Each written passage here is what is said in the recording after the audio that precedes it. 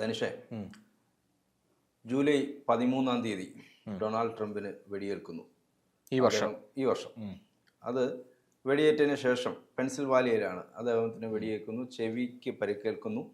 അതിനുശേഷം കൊണ്ടുകൊണ്ടില്ല എന്ന് പറഞ്ഞു പോയി. അതെ, അദ്ദേഹത്തിന്റെ മുദ്രാവാക്യമൊക്കെ കണ്ടു, ഫൈറ്റ് വിളിച്ചിട്ട് അദ്ദേഹം ഇപ്പോ ഫ്ലോറിഡയിലെ വെസ്റ്റ് പാം ബീച്ചുള്ള ഗോൾഫ് ക്ലബിൽ അദ്ദേഹം മീറ്റിങ്ങിന് വരുന്നു.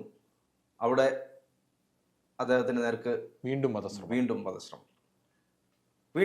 ഉണ്ടാകുമ്പോൾ അദ്ദേഹത്തിന് പരിക്കൊന്നുമില്ല, സുരക്ഷിതനായിരിക്കുന്നു എന്ന് അദ്ദേഹം തന്നെ അറിയിക്കുന്നു. ഈ റയാൻ യൂത്ത് എന്ന് പറയുന്ന 58-കാരനാണ് ഇദ്ദേഹത്തിന് നേരെ വെടിയുതിർത്തിരിക്കുന്നത്. ഈ റയാൻ യൂത്ത് എന്ന് പറയുന്ന വ്യക്തി ഒരു ഡെമോക്രാറ്റിക് പാർട്ടിയുടെ പിന്തുണച്ചിരുന്ന ആളാണ് അല്ലെ? ഈ റയാൻ യൂത്ത് ഡെമോക്രാറ്റിക് പാർട്ടിയുടെ പിന്തുണച്ചിരുന്ന ആള് ആണ് എന്ന് മാത്രമല്ല, റയാൻ യൂത്ത് ട്രംപിനെതിരെ മത്സരിച്ചിരുന്ന വിവേക് രാമസ്വാമിയും നിക്കി ഹേലിനെയും വേണ്ടി പ്രചാരണത്തിന് പോയിട്ടുണ്ട്. പോരാതെ തന്നെ അവൻ ചെറിയ മീനല്ല. 2020 ട്രംപിനെ തിരഞ്ഞെടുക്കണമെന്ന ആഹ്വാനങ്ങളും തിരഞ്ഞെടുക്കരുതെന്ന ആഹ്വാനങ്ങൾ അയാൾ പറഞ്ഞിരുന്നു. പോരാത്തതിന് ന്യൂയോർക്ക് ടൈംസ് പറയുന്ന പ്രകാരം ഉണ്ടല്ലോ, റഷ്യക്ക് വേണ്ടി യുദ്ധം ചെയ്യുന്നതിന് അഫ്ഗാൻ പട്ടാളക്കാരെ റിക്രൂട്ട് ചെയ്യാൻ മാസങ്ങളോളം ഇയാൾ യുക്രൈനിൽ ഉണ്ടായിരുന്നു എന്നൊക്കെയാണ് പറയുന്നത്. അത്രയും വലിയ പുള്ളിയാണ്, ചെറിയ പുള്ളിയൊന്നുമല്ല.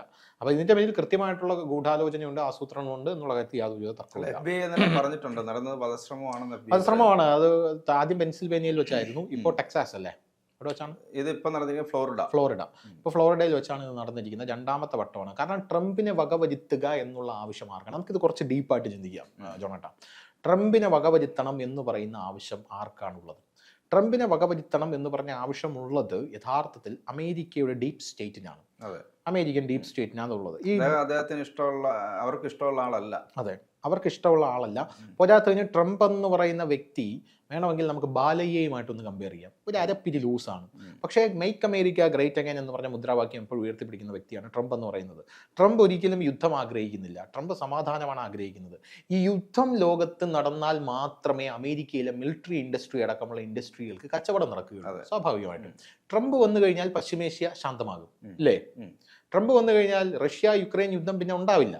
സ്വാഭാവികമായിട്ടും ഒന്ന് ചിന്തിച്ചാൽ മനസ്സിലാക്കാവുന്ന പോലെ ട്രംപിനെ ഈ ഡീപ് സ്റ്റേറ്റ് എന്ന് പറഞ്ഞാൽ പല ആൾക്കാർക്കും ഒരു ഇതുണ്ട്. എന്താണ് ഈ ഡീപ് സ്റ്റേറ്റ്? ഡീപ് സ്റ്റേറ്റ് എന്ന് പറഞ്ഞാൽ രാഷ്ട്രീയത്തിന് അതീതമായി രാഷ്ട്രീയത്തിനെ നിയന്ത്രിക്കാൻ കെൽപ്പുള്ളവൻ. അത് പണം കൊണ്ടാണ് നിയന്ത്രിക്കുന്നത്, പിന്നെ പവർ കൊണ്ട് നിയന്ത്രിക്കുന്നുണ്ട്. ഇപ്പൊ ഉദാഹരണത്തിന് നമ്മുടെ രാഷ്ട്രീയം, ഒരു രാജ്യം, ആ രാജ്യത്ത് ഒരു ഭരണാധികാരിയുണ്ട്, ആ ഭരണാധികാരിക്ക് അധികാരമുണ്ട്. ആ ഭരണാധികാരിക്ക് അധികാരമുണ്ടാകണമെങ്കിൽ ആ ഭരണാധികാരിക്ക് എന്ത് വേണം? ഒന്നെങ്കിൽ സർക്കാർ ഖജനാവിൽ പൈസ വേണം, ഇല്ലെങ്കിൽ ആ ഭരണാധികാരിയെ ഫണ്ട് ചെയ്യാൻ ഒരാൾ വേണം. നമ്മൾ ലൂസിഫർ സിനിമ കണ്ടിട്ടില്ലേ? ലൂസിഫർ സിനിമയിൽ ഇവിടെയുള്ള ഇവരെ ഫണ്ട് ചെയ്യുന്നത്, അതായത് ബോബിയെ ഫണ്ട് ചെയ്യുന്നത് ആരാണ്? മയക്കുമരുന്ന് മാഫിയാണ്. അവരാണ് ഡീപ് സ്റ്റേറ്റ്. അവരും കൂടെ ചേർന്നതാണ് ഡീപ് സ്റ്റേറ്റ് എന്ന് നമുക്ക് പറയാം. ഈ മയക്കുമരുന്ന് മാഫിയ പ്ലസ് തീവ്രവാദികൾ പ്ലസ് ഇവിടെയുള്ള മരുന്ന് മാഫിയ, ഇവരെല്ലാം ആയുധ കച്ചവടക്കാർ, എല്ലാവർക്കും സർക്കാരിനെ സ്വാധീനിക്കാൻ പറ്റും. ഇവരെല്ലാം ഒരുമിച്ച് ചേർന്നാൽ അതിനെയാണ് നമ്മൾ ഡീപ് സ്റ്റേറ്റ് എന്ന് പറയുന്നത്. അമേരിക്കയിൽ ഡീപ് സ്റ്റേറ്റ് ഉണ്ട്, ഇന്ത്യയിലും ഡീപ് സ്റ്റേറ്റ് ഉണ്ട്. ഇന്ത്യൻ ഡീപ് സ്റ്റേറ്റ് RSS ആണെന്നുള്ളത് പരസ്യമായിട്ടുള്ള രഹസ്യമാണ്. പക്ഷേ RSS എത്രത്തോളമാണ്, എങ്ങനെയാണ് പ്രവർത്തിക്കുന്നതെന്ന് ആർക്കും അറിയത്തില്ല. അപ്പോൾ നമുക്ക് കാര്യത്തിലേക്ക് വരാം. ഈ ഡീപ് സ്റ്റേറ്റ് എന്ന് പറയുന്നത് ഇങ്ങനെയാണ് പ്രവർത്തിക്കുന്നത്. അപ്പോൾ ഈ മിലിറ്ററി ഇൻഡസ്ട്രി അടക്കം അമേരിക്ക വളർന്നത് എങ്ങനെയാണ്? ആയുധ കച്ചവടത്തിലൂടെ. 2ാം ലോക മഹായുദ്ധത്തിൽ ആയുധം വിറ്റിട്ടാണല്ലോ അമേരിക്ക വളർന്നത്. അമേരിക്ക അങ്ങനെ ആയുധം വിറ്റിട്ടാണ് ലോകരാജ്യങ്ങളിൽ നമ്പർ 1 ആയി വന്നത്. ഇപ്പോഴും അമേരിക്ക ആയുധം വിറ്റ് തന്നെയാണ് ജീവിക്കുന്നത്. യുക്രൈൻ അടക്കം അമേരിക്ക ആയുധങ്ങൾ കൊടുത്താണ്. അതെ, യുക്രൈൻ ആയുധം കൊടുക്കുന്നതിന്റെ കൂട്ടത്തിൽ അപ്പൊ നമ്മൾ വിചാരിക്കും യുക്രൈന്റെ കയ്യിൽ എവിടുന്ന ഇത്രയും കാശ് ആയുധം കൊടുക്കാനായിട്ട്. അമേരിക്ക അവിടെ ചെന്ന് അമേരിക്ക യഥാർത്ഥത്തിൽ പൈസ കൊടുക്കുന്നത് അമേരിക്കയിലെ മിലിറ്ററി ഡിഫൻസ് ഇൻഡസ്ട്രിയിലെ വ്യവസായികൾക്കാണ്. വ്യവസായികൾക്ക് പൈസ കൊടുക്കുമ്പോൾ വ്യവസായികൾക്ക് യുക്രൈൻ ആയുധം കൊടുക്കും. എന്നിട്ട് ഈ വ്യവസായികൾ എന്ത് ചെയ്യും? യുക്രൈനിൽ ഒരു എണ്ണപ്പാടം അല്ലെങ്കിൽ കൃഷിഭൂമി അവരുടെ പേരിലോട്ടാക്കും. അങ്ങനെ 60% യുക്രൈനിലെ ഭൂമി ഇപ്പൊ ആരുടെ കയ്യിലാണ് ഇരിക്കുന്നത്? അവരുടെ കയ്യിലായിരിക്കുന്നത്. അപ്പോൾ ആർക്കാ ലാഭം? ഇത് ഈ മണ്ടന് പറഞ്ഞാൽ മനസ്സിലാവൂ? യുക്രൈന് അവന്മാർക്ക് പറഞ്ഞാൽ മനസ്സിലാവത്തില്ല. ഇസ്രയേലും അങ്ങനെ തന്നെയാണ് നടക്കുന്നത്. ഇസ്രയേലിനും അമേരിക്കയാണ് ആയുധം കൊടുക്കുന്നത്. അപ്പൊ ആ ആയുധ ഇൻഡസ്ട്രിയിലേക്ക് ഇന്ത്യ കൂടെ കടന്നു വരാനായിട്ടുള്ള ശ്രമം നടത്തുന്നു. അതുകൊണ്ടാണ് നമ്മുടെ ബംഗ്ലാദേശൊക്കെ ഇപ്പോൾ വലിയ രീതിയിൽ കലുഷിതമൊക്കെ ആയത്. ഇസ്രായേലിന് ഇന്ത്യ ആയുധം കയറ്റി അയക്കുന്നുണ്ട്. എത്ര രാജ്യങ്ങൾക്ക് ഇന്ത്യ ആയുധം കയറ്റി അയക്കുന്നുണ്ട്. അപ്പോൾ അമേരിക്കയ്ക്ക് ഒരു വെല്ലുവിളിയായിട്ട്, നമ്മൾ എക്കണോമിക് പവറായിട്ട് വളർന്നു വന്നു കഴിഞ്ഞാൽ നമുക്കൊരു പൊളിറ്റിക്കൽ പവറാവും, നമ്മളൊരു ഡിഫൻസ് വലിയൊരു പവറാവും. അപ്പോൾ അത് അമേരിക്കയ്ക്ക് വലിയ ഭീഷണിയാണ്. അപ്പോൾ അതുകൊണ്ടൊക്കെ കൂടെയാണ് അമേരിക്കൻ ഡീപ് സ്റ്റേറ്റ് ട്രംപ് വരണ്ടെന്ന് ആഗ്രഹിക്കുന്നത്. കാരണം ട്രംപ് വന്നു കഴിഞ്ഞാൽ അതിന്റെ ഗുണം ഇന്ത്യക്ക് കൂടെയാണ്. മനസ്സിലായില്ലേ? ഇന്ത്യക്ക് കൂടെയാണ് അതിന്റെ ഗുണം എന്ന് പറയുന്നത്. അതുകൊണ്ട് ട്രംപിനെ ഇനിയിപ്പോ ഒന്നും നോക്കാനില്ല. ഇനിയിപ്പോ ട്രംപിനെ വധിക്കുക എന്നുള്ളത് നാടകമല്ല. നാടകമൊന്നും പലരും പറയുന്നത് ഇതൊന്നും നാടകമൊന്നുമില്ല. ട്രംപ് ഞാൻ തന്നെയാണ് പറഞ്ഞുതരാം. ഇതിന്റെ ഒരു വെടിവെക്കുന്നത്. ഉദ്ദേശം എനിക്ക് മനസ്സിലാവുന്നത്, ട്രംപിനെ ആദ്യം വധിക്കാനായിട്ട് ഒരു ശ്രമം നടത്തി, പക്ഷെ അത് ചീറ്റിപ്പോയി. അത് ചീറ്റിപ്പോയി കാരണം ബൈഡന് കിളി പോയി നിൽക്കുകയാണ്. ട്രംപിനെ വധിക്കാനുള്ള ശ്രമം നടത്തി, അത് ചീറ്റിപ്പോയി. അപ്പോൾ അത് ചീറ്റിപ്പോയപ്പോൾ ഒരു പ്രശ്നം എന്ന് പറഞ്ഞു കഴിഞ്ഞാൽ ജനങ്ങൾക്കിടയിൽ ട്രംപിനെതിരെ ഒരു സഹതാപ തരംഗം അലയടിച്ചു. ഇപ്പോൾ ഉദാഹരണം ഞാൻ പറഞ്ഞുതരാം. നമ്മുടെ അയോധ്യ രാമക്ഷേത്രം ഇലക്ഷൻ 1 മാസം മുമ്പായിരുന്നു ഇവിടെ ഉദ്ഘാടനം ചെയ്യപ്പെട്ടിരുന്നതെങ്കിൽ നരേന്ദ്രമോദിക്ക് ഇപ്പോൾ ലഭിച്ചതിലും കൂടുതൽ സീറ്റ് ലഭിക്കുമായിരുന്നില്ലേ? ആയിരുന്നല്ലേ? ആണ്. കാരണം അതിൻ്റെ ഒരു അലയൊലി അങ്ങോട്ടുണ്ടാവും. അപ്പൊ അതുപോലെ ഈ ഡീപ് സ്റ്റേറ്റ് പദ്ധതി പാളിപ്പോയി. ട്രംപിനെ വധിക്കാന്നുള്ള ഒരു പദ്ധതി ഡീപ് സ്റ്റേറ്റ് ഇടുകയും ഡീപ് സ്റ്റേറ്റ് അത് പാളിപ്പോവുകയും ചെയ്തപ്പോൾ ട്രംപിനെതിരെ ഒരു സഹതാപ തരംഗം ഉണ്ടായി. അങ്ങനെ സഹതാപ തരംഗം ഉണ്ടായപ്പോൾ എന്താണ് പറ്റിയത്?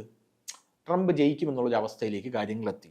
ട്രംപ് ജയിക്കുമെന്നുള്ളൊരു അവസ്ഥയിലേക്ക് കാര്യങ്ങൾ എത്തുമ്പോൾ ഇവർക്ക് ഇലക്ഷൻ പോസ്റ്റ്പോൺ ചെയ്ത് വയ്ക്കണം, ഇലക്ഷൻ ഇവർക്ക് മാറ്റി വയ്ക്കണം. ഇവരുടെ ഇലക്ഷൻ മാറ്റി വയ്ക്കാൻ ഇവർക്ക് ഒരേ ഒരു വഴിയേ ഉള്ളൂ. എന്താണ്? പോളണ്ടാണ് യൂറോപ്പിലേക്കുള്ള ഗേറ്റ് വേ, റഷ്യക്ക് യൂറോപ്പിലേക്കുള്ള ഗേറ്റ് വേ. ഇപ്പോൾ റഷ്യ യുക്രൈൻ ആക്രമിച്ചു കഴിഞ്ഞാൽ അടുത്ത് ആക്രമിക്കാൻ പോകുന്നത് പോളണ്ടിനെയാണ്. അതുകൊണ്ടാണ് മോദി ഓടി പോളണ്ടിലോട്ട് പോയത്, അറിയാമല്ലോ. ഈ റഷ്യ യുക്രൈനെ ആക്രമിച്ചു കഴിഞ്ഞാൽ അടുത്ത പോളണ്ടിനെ ആക്രമിക്കും. കാരണം എന്ന് പറഞ്ഞാൽ നാറ്റോ സഖ്യം പോളണ്ടിലൂടെ റഷ്യയിലേക്ക് വരാനുള്ള സാധ്യത കൂടുതലാണ്. പോളണ്ട് ഗേറ്റ് തുറന്നു കൊടുത്തു കഴിഞ്ഞാൽ നാറ്റോ സഖ്യം ഇങ്ങ് വരും, ഇല്ലേ? നാറ്റോ സഖ്യം വരും, എന്നിട്ട് റഷ്യൻ അതിർത്തിയിൽ, പോളണ്ട് അതിർത്തിയിൽ വന്ന് തമ്പടിക്കും. എന്നിട്ട് ലോകത്തൊരു ഭീതി വരുത്തും. റഷ്യയും നാറ്റോയും തമ്മിൽ യുദ്ധം ഉണ്ടാകാൻ പോവുകയാണ്. റഷ്യയും യൂറോപ്പും തമ്മിലാണ് യുദ്ധം. പക്ഷേ റഷ്യ അണ്ടർ എസ്റ്റിമേറ്റ് ചെയ്യാൻ പറ്റില്ല. റഷ്യയുടെ കയ്യിലുള്ള ആയുധങ്ങൾ നാറ്റോയെ അടിച്ച് കീറാൻ പറ്റുന്ന ആയുധങ്ങളാണ്. യുക്രൈൻ യുദ്ധത്തിൽ പോലും അവർ കരയുദ്ധമാണ് നടത്തിക്കൊണ്ട്, അവരുടെ ആയുധങ്ങളൊന്നും അവർ പുറത്തെടുത്തിട്ടില്ല. 100 അവർ പുറത്തെടുത്തിട്ടില്ല. എന്തൊക്കെ ഉണ്ടെന്ന് അവന്മാർക്ക് ആർക്കും അറിയത്തില്ല. ചൈന പോലും പേടിച്ചാണ് റഷ്യ നിൽക്കുന്നത്. റഷ്യയോട് മാനമര്യാദയ്ക്ക് ഡീൽ ചെയ്യുന്ന ഒരു രാജ്യം ഉണ്ടെങ്കിൽ അത് ഇന്ത്യ മാത്രമാണ്. അങ്ങനെയാണ് ഡീൽ ചെയ്യുന്നത്. അപ്പോൾ പോളണ്ട് വഴി ഇങ്ങ് കയറി വരാൻ സാധ്യത. അതുകൊണ്ട് നരേന്ദ്രമോദി ഓടിപ്പോയി റഷ്യയിൽ പോയി ചർച്ച ചെയ്ത് നേരെ പോളണ്ടിൽ പോയിട്ട് പറഞ്ഞു തുറന്നു കൊടുക്കരുത്. തുറന്നു കൊടുത്താൽ നാറ്റോ സഖ്യം ഇങ്ങ് കയറി വരരുത്. അവിടെ ഉദ്ദേശം എന്ന് പറഞ്ഞാൽ എന്താണ്? അമേരിക്കൻ ഇലക്ഷൻ പോസ്റ്റ്പോൺ ചെയ്യുക. കാരണം ട്രംപിനെ വധിക്കാനുള്ള ശ്രമം പാളിപ്പോയതിനെ തുടർന്ന് ഇനി അമേരിക്കൻ ഇലക്ഷൻ പോസ്റ്റ്പോൺ ചെയ്യുക, കുറച്ച് സമയം നീട്ടി കിട്ടണം. അതിന് ഇവർക്കൊരു യുദ്ധം ഉണ്ടാകും എന്നുള്ളൊരു പ്രതീതി സൃഷ്ടിക്കണം. നാറ്റോയും റഷ്യയും തമ്മിൽ യുദ്ധം ഉണ്ടായത് 3ാം ലോക മഹായുദ്ധത്തിലേക്ക് പോകുമെന്നുള്ളൊരു പ്രതീതി സൃഷ്ടിക്കണം. അത് നരേന്ദ്രമോദി തകർത്തു. പോളണ്ടിൽ പോയി കാര്യങ്ങൾ കൃത്യമായിട്ട്, അജിത് ഡോവൽ വീണ്ടും പോയി, റഷ്യയിലും പോളണ്ടിലും വീണ്ടും പോയിട്ട് പറഞ്ഞു. അപ്പൊ പോളണ്ട് വിചാരിച്ച് കാണും ഇപ്പൊ അമേരിക്കൻ ഉപരോധം വന്നു. അമേരിക്ക ഉപരോധിച്ചത് എന്താണ്? ഞങ്ങളെ ഉപരോധിച്ചിട്ടുണ്ടല്ലോ അമേരിക്ക. അപ്പൊ ഞങ്ങളുടെ ഏറ്റവും വലിയ മാർക്കറ്റാണ്, നിങ്ങൾക്ക് അങ്ങോട്ട് പോവാ, ഫ്രീ ട്രേഡ് തരാമെന്ന് പറഞ്ഞു കാണും അമേരിക്ക. മനസ്സിലായില്ലേ? അല്ല, ഇന്ത്യ പറഞ്ഞു കാണും. അപ്പോൾ പോളണ്ടിനെ അങ്ങനെ അടിച്ചൊതുക്കി ചാക്കി കിട്ടി. അപ്പോൾ ഇനി ഇലക്ഷൻ പോസ്റ്റ്പോൺ ചെയ്യുക എന്നുള്ള ആ ഒരു തന്ത്രം ഉണ്ടല്ലോ, അത് ഇനി ഫലിപ്പോയി. അപ്പൊ ഇനി ട്രംപിനെ തട്ടിക്കളയുക, അത് മാത്രമേ ഉള്ളൂ.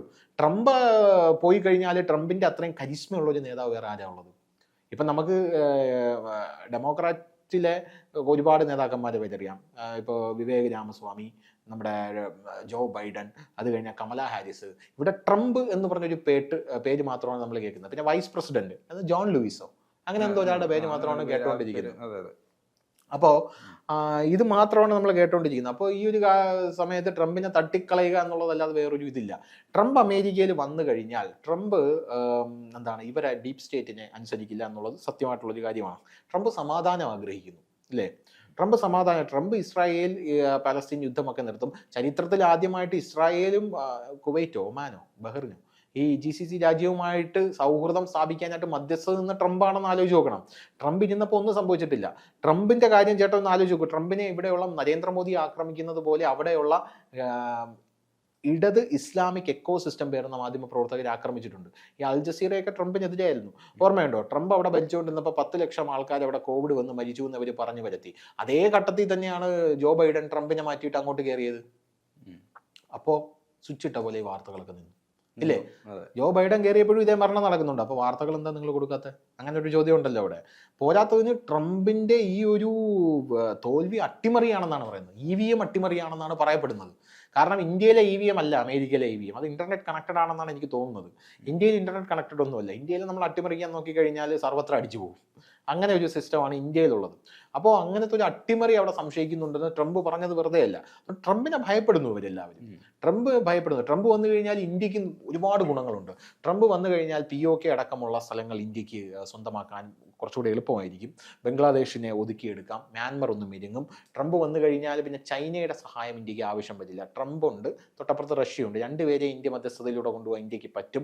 ഇപ്പോൾ ചൈനയുമായിട്ട് ഇന്ത്യ സമവായത്തിൽ ഏർപ്പെടുന്നതിൻ്റെ പ്രധാനപ്പെട്ട കാര്യം ഈ ജോ ബൈഡൻ അടക്കമുള്ളവർ അമേരിക്കയിലിരുന്ന് ഇന്ത്യക്കെതിരെ കരിനീക്കം നടത്തുന്നത് കൊണ്ടാണ്.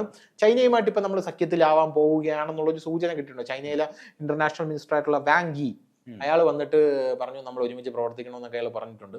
പോരാത്തതിന് ഇതുണ്ടല്ലോ നമ്മുടെ 75% പ്രശ്നങ്ങളും അതിർത്തിയിൽ പരിഹരിച്ചു കഴിഞ്ഞു.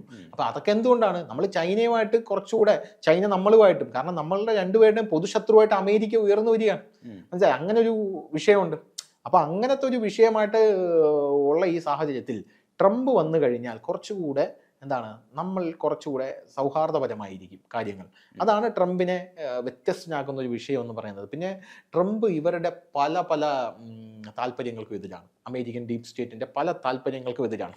മേക്ക് അമേരിക്ക ഗ്രേറ്റ് അഗെയിൻ, പക്ഷെ അത് നല്ല മാർഗത്തിലൂടെ ആയിരിക്കണം, അല്ലാതെ മറ്റുള്ളവർക്ക് ഭാരമണിഞ്ഞിട്ടായിരിക്കരുത് എന്നാണ് ട്രംപിൻ്റെത്. അതുകൊണ്ടൊക്കെ തന്നെയാണ് ട്രംപിനെ ഇങ്ങനെ വധിക്കാനായിട്ട് നിരന്തര ശ്രമം നടത്തിക്കൊണ്ടിരിക്കുന്നത്. പിന്നെ കമലാ ഹാരിസ് ഒക്കെ പക്ക ഉടായ്പാണ്. കമലാ ഹാരിസിന്റെ ഒരു വാർത്ത ജോണേട്ടൻ ശ്രദ്ധിച്ചോ എന്ന് എനിക്കറിയില്ല. കമലാ ഹാരിസ് പ്രസിഡൻഷ്യൽ സംവാദത്തിന് വന്നത് ബ്ലൂടൂത്ത് ഉള്ള കമ്മല് ധരിച്ചുകൊണ്ടാണ് വന്നത്. അതവര് നിഷേധിച്ചിട്ടില്ല. പക്ഷേ ആ ആരോപണം അവര് നിഷേധിച്ചിട്ടില്ല. ഈ ബ്ലൂടൂത്ത് ഉള്ള കമ്മലും വെച്ചുകൊണ്ടാണ് ട്രംപിന് നേരെ കമലാ ഹാരിസ് ഘോരം ബാധിച്ചുകൊണ്ടിരുന്നത്.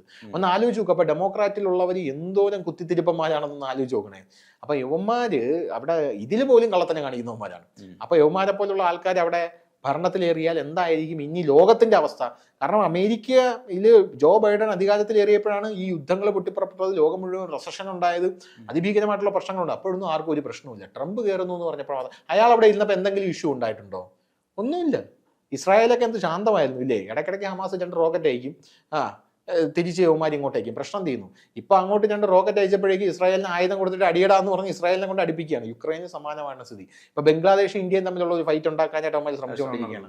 അതൊന്നും നടക്കാനായിട്ട് പോകുന്നില്ല. അതുകൊണ്ട് ട്രംപ് വരണം. അതുകൊണ്ടൊക്കെ തന്നെയാണ് ട്രംപിനെ വധിക്കാൻ. ട്രംപിനെതിരെ ഇനി വധശ്രമം ഉണ്ടാവും, ഉറപ്പായിട്ടും ഉണ്ടാവും.